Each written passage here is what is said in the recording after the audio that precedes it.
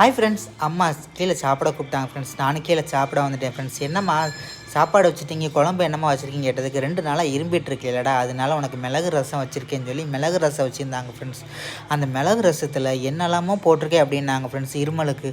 அது என்னென்னு சொல்லுங்கம்மா அப்படின்னு கேட்டதுக்கு, நீ சாப்பிட்டு பார்த்துட்டு சொல்லு அப்படின்னாங்க ஃப்ரெண்ட்ஸ். அவ்வளோ டேஸ்ட்டாக இருந்துச்சு ஃப்ரெண்ட்ஸ் ரசம்.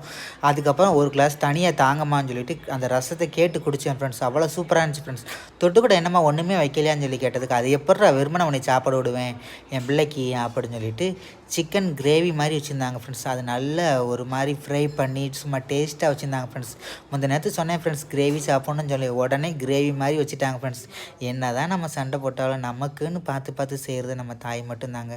அதுவும் நம்மளுக்கு பிடிச்ச மாதிரி செய்கிறது பாருங்களேன், அது நம்ம தாய் மட்டும்தான், வேறு யாரும் கிடையாது ஃப்ரெண்ட்ஸ். அதை நீ பார்த்து பார்த்து நம்மளை சாப்பிட வைக்கிறதே அது ஒரு அழகு தான் ஃப்ரெண்ட்ஸ். ஆமாம், என்ன சொல்கிறது, என்ன தான் சண்டை போடுவாங்க, ஆனால் நம்ம மேலே தான் அதிகமாக பாசம் வச்சுருப்பாங்க.